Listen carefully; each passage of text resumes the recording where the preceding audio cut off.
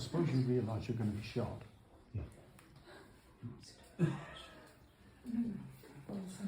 Oh, thank you. Okay, ladies and gentlemen, I'm going to do 3 readings that I'm completely not prepared for. So I'll just wing it and see how it goes.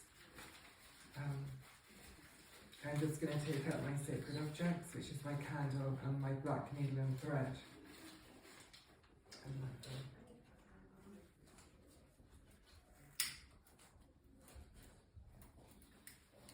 Love you too.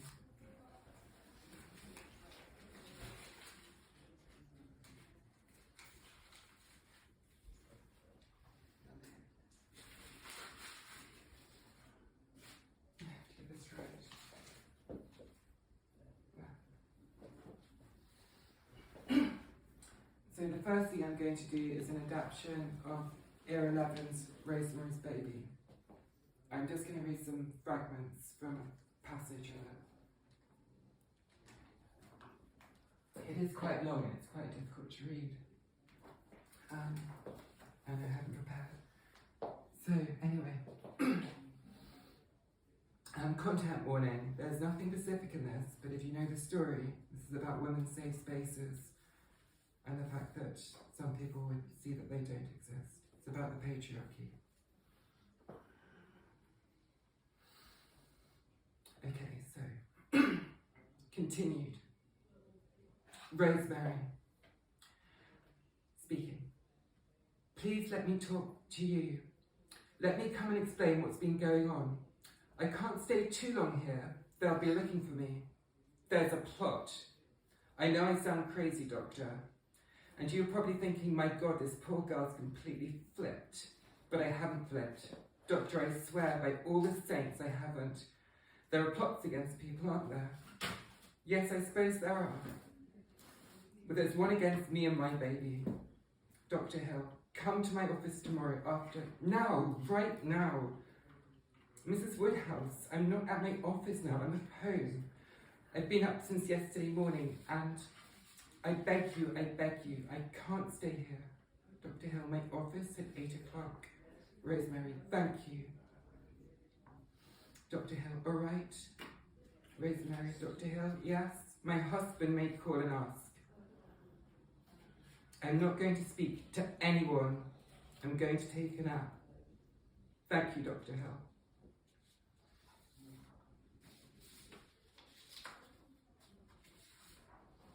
The next morning at Dr. Hill's office, she's explaining what's been going on. Once Mr. Hutching came to visit me. It was a time when I had this pain here. I was suffering so much, Doctor. You can't imagine how much I was suffering. And they wouldn't help me. Nobody would. They were giving me a drink with tannis root. Also witch stuff, tannis root. So Hutch came and immediately saw something was wrong. He knew about witches, you see. Suddenly Guy rushed in with his makeup still on, and he never did that. He never did that. They must have called him to get him home and steal one of Hutchins' belongings. So he did. He took his glove, and they cast a spell on him too, put him in a coma. 3 months later, he was dead. Maybe all of this is coincidence, but one thing is certain. They have a coven and they want my baby. Dr. Hill, it certainly seems that way. RoseMary shuts her eyes and almost cries from happiness that Dr. Hill believes her. She opens her eyes and looks at him, calm and composed.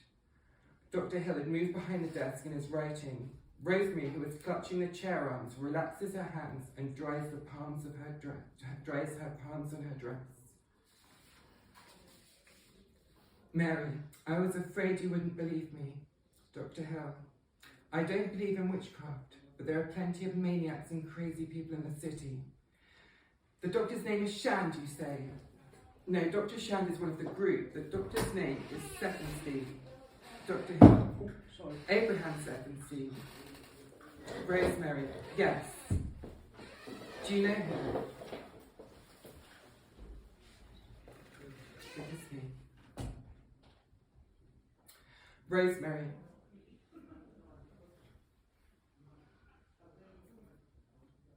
Do you know him? Dr. Hill. I met him once or twice. Looking at him, you would never think he's Dr. Hill. Never in a million years. Putting down his pen. Would you like to go to Mount Sinai right now, this evening? Mary, I would love to. Smiling, she is. And she says, is it possible? Hill, difficult, but we'll try. I want you to lie down and get some rest. He rises and goes to the open door of the examining room, reaches inside and switches on the ice blue fluorescent light. Hill, I'll see what I can do, and then I'll check you over. Anything you've got, even a broom closet. I hope we can do better than that. RoseMary, shall I undress? No, not yet. It'll take half an hour on the telephone. Just lie down and rest. He switches off the light, goes out and closes the door. There's a nice glow of evening light from behind the curtains. RoseMary puts on her handbag, puts it on a chair, sits down heavily on the day bed. RoseMary, sighing, God bless Dr. Hill. She shakes off her sandals and lies back gratefully. Mary, everything's okay now. And your Jane. We're going to go to a nice, clean bed with no visitors, and she sits up suddenly, opens her handbag, takes out the fold of bills and counts them. There is more money in her purse. She takes it out and adds it to her fold of bills. She takes the capsules out of her handbag, puts the money back in, closes it, puts it on the chair. She looks at the bottle of capsules in her hand.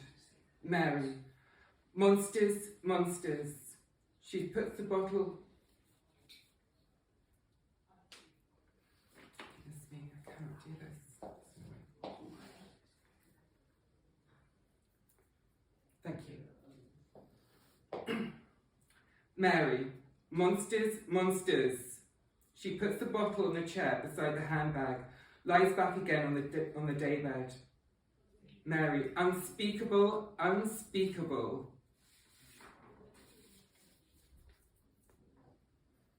She falls asleep and dreams, and then she is awoken. The door opens, Dr. Hill looks in. RoseMary, lying on the daybed, looks at him. Dr. Hill switches on the fluorescent light. RoseMary shields her eyes with her hand and smiles at him. Mary, I've been sleeping. Dr. Hill withdraws, pushes the door wide open. Guy and Dr. Stafferstein come in. RoseMary sits up, lowering her hands from her eyes. They come in and stand close to her. Guy's face is stony and blank. He looks at the walls, not at her. Dr. Stafferstein. Come with us quietly, Mary. Don't argue or make a scene, because if you say anything more about witches or witchcraft, we're going to be forced to take you to a mental hospital. You don't want that, do you? Put your shoes on. Guy, finally looking at her. We're just going to take you home. No one's going to hurt you, or the baby. They take her away.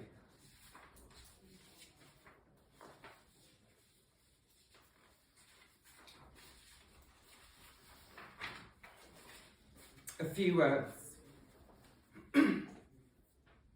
In my and RoseMary's world, feminist consciousness is a void. There is no way out, no one to turn to. Everyone, all of you, are within, while she stands alone without. Those who must control her, their victory is total, not because they defeat feminism, her, but because they rule over a world where feminist possibilities, where her hope cannot exist.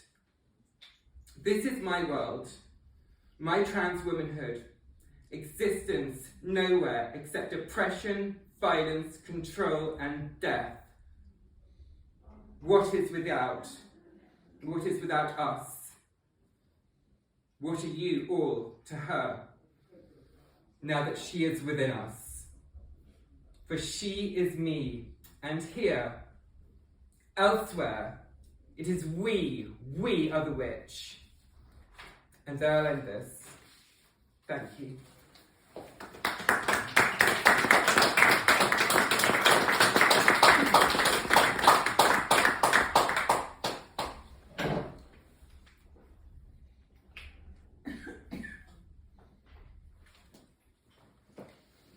Okay, the final reading is quite short. I'm going to be very sort of all over the place. What I'd like to do now is to read some passages from the Gospel according to Mary Magdalene, my namesake.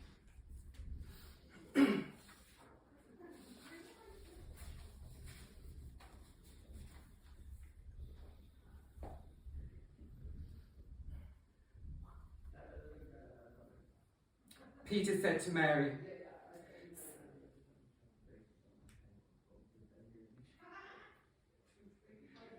do I really have to read this with Hazel as usual interrupting? Thank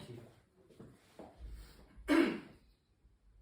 Peter said to Mary, Sister, we know that the Saviour loved you more than the rest of women.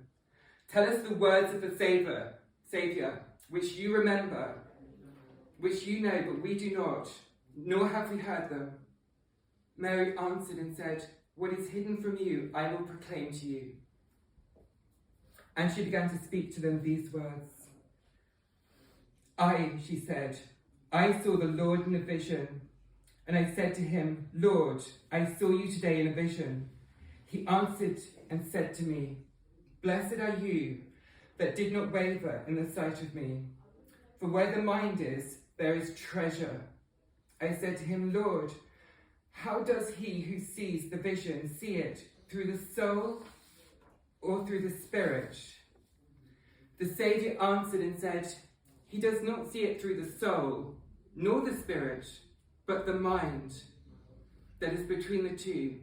That is what sees the vision. It is. And here the manuscript is broken. Almost nothing remains of this gospel. It was unearthed in the 1950s. They spent 30 years trying to translate the fragments that were found in different parts of the globe. So almost all of this is lost to us women. There's a small fragment here that I quite like, which I'll read from. And it's a very different kind of writing. It's a feminine writing. The first form is darkness, the second desire, the third ignorance, the fourth is excitement of death, the fifth is the kingdom of the flesh, the sixth is the foolish wisdom of the flesh, the seventh is the wrathful wisdom. These are the 7 powers of wrath. They ask the soul, Whence do you come, slayer of men? Where are you going, conqueror of space? The soul answered and said, What binds me has been slain. What turned me about has been overcome, and my desire has been set free, where ignorance has died.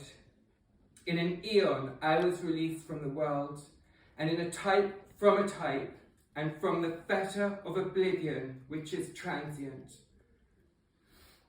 For all this time I will attain to the rest of time, of the season, of the eon, in silence. When Mary said this, she fell silent, since it was this point that the Saviour had spoken with her. But Andrew answered and said to the brethren, Say what you wish about what she has said. I at least do not believe that the Saviour said this. For certain these teachings are strange ideas. Excuse me. Peter answered and spoke concerningly these same things. He questioned them about the Saviour. Did he really speak privately with a woman and not openly to us? Are we to turn about and listen to her? Did he prefer her to us? And then Mary wept and said to Peter, My brother Peter, what do you think? Do you think I have thought this up myself, in my heart, or that I am lying about the Saviour? Levi answered and said to Peter, Peter, you've always been hot-tempered. Now I see you are contending against the woman, like adversaries. If the Saviour made her worthy, who indeed are you to reject her? Surely the Saviour knows her well. That is why he loved her more than us. Rather, let us be ashamed and put on the perfect man and separate as he commanded and preach the gospel, not laying down any other rule or any other law besides what the Saviour said. And when they heard this, they began to go forth and proclaim and preach. And that's all there is There's a few other fragments at the beginning, but that's all that's left to us. Again, a few words.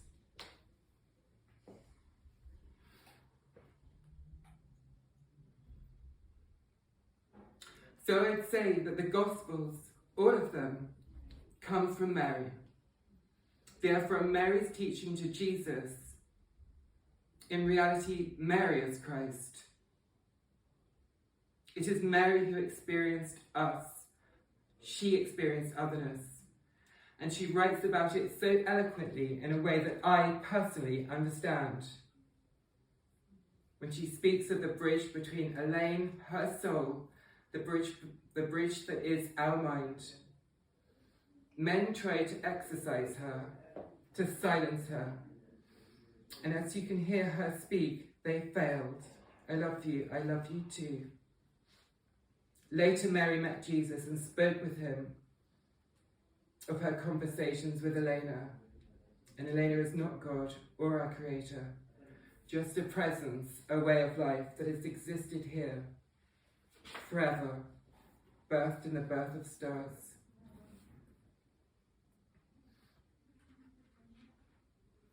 And there I leave it. There's more I've written, but it doesn't work in this context. But it's important to understand that the resurrection of Christ is Mary's vision. It is her who experienced it. And we have the same condition, which they would call dissociative identity disorder. And they failed to silence her, and she kept speaking her truth. In a patriarchal world, she's had to speak it through a man, and he was hell bent on getting himself killed. Okay, so I'm going to read something very trans, from a version of Pinocchio. And this will be very haphazard, as though that wasn't. Yeah, so Carlos Colby's Pinocchio. And this is from Terrence Malick's script, that was then adapted again by Steven Spielberg. So this is very important to me. I'm not going to correct the name or correct the genders here, but this speaks to me. I'm not entirely sure how to read it, but I'm going to give it a go.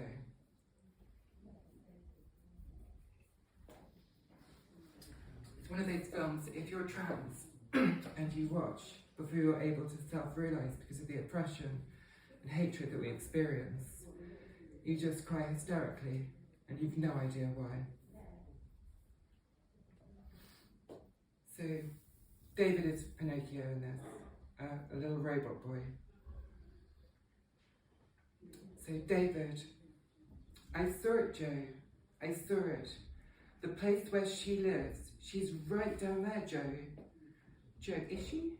David, she's waiting for me. We have to go. Joe, uh-oh. When you become a real boy, remember me to the ladies when you grow up. David, goodbye, Joe. Joe, goodbye, David. I was. They go underwater in their machine.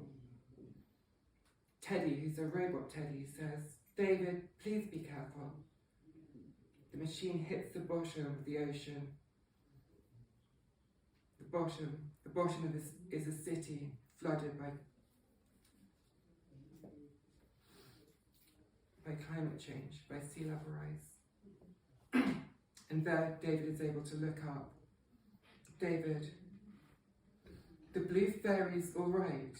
Teddy, what happened? David, I don't know. Teddy, we're in a cage. David, blue fairy. This is sort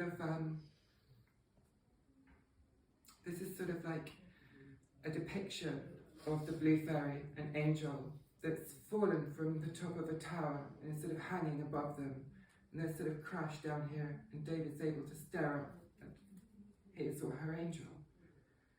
David, blue fairy, please make me into a real live boy. Please, Blue Angel, please, please make me real. Blue Angel, please make me real. Please make me a real boy. Please, Blue Angel, make me a real boy, please. Narrator. And David continued to pray to the blue fairy, the angel there before him. She who smiled softly forever, she who welcomed forever. Eventually the floodlights dimmed and died, but David could still see her palely by day, and he still addressed her in hope. He prayed until the sea and enemies had shriveled and died.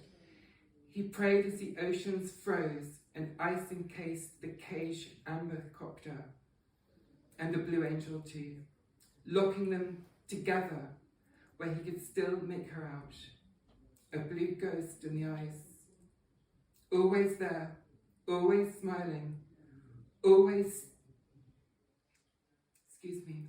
awaiting him. Eventually he never moved at all, but his eyes always stayed open, staring ahead forever, all through the darkness of each night, and the next day, and the next day. Thus, 2,000 years passed.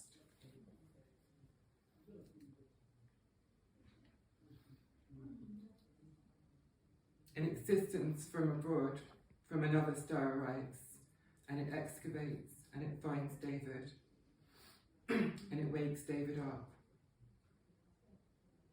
And David speaks to her angel, or his angel.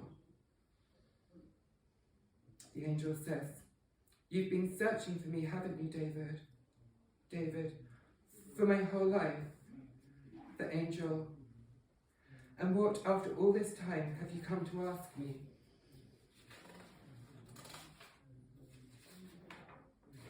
"I have a wish to make." "What is your wish?" Excuse me. "Please make me a real boy so my mummy will love me. Let me stay with her. David, I will do anything that is possible, but I cannot make you a real boy. David, where am I? This looks like my house, but it is different." The angel, "Yes, it is different, but it's also your home. We read your mind. It's all there. There's nothing too small that you didn't store for us to remember. So we want you to be happy. You are so important to us, David. You are unique in all the world." David, "Will Mummy be coming home soon? Is she out shopping with Martin now?" David, "She can never come home because 2,000 years have passed and she's no longer living. Dearest David, you are lonely. We can bring back other people." And then this goes into a sort of preamble, so I'll leave it there. But there's an intervention here. One of the existences interrupts the conversation and says, "Give him what he wants." And the angel says, "Dearest David, your wish is my command." The existence from elsewhere says, "Listen, can you hear that? The new morning has come. Go to her, David. She's just waking up this instant."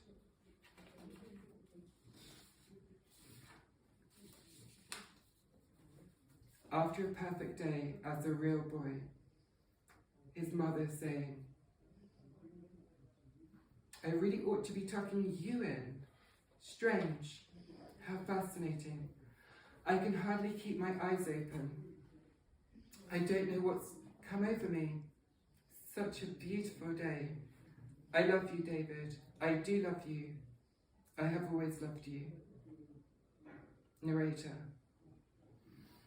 That was the everlasting moment he had been waiting for. The moment had passed, for Monica was sound asleep, more than merely asleep. Should he shake her, she would never rouse. So David went to sleep too. For the first time in his life, he went to that place where dreams are born. The end. And there the film ends. And that's all I want to do today. I'm sorry. Well done.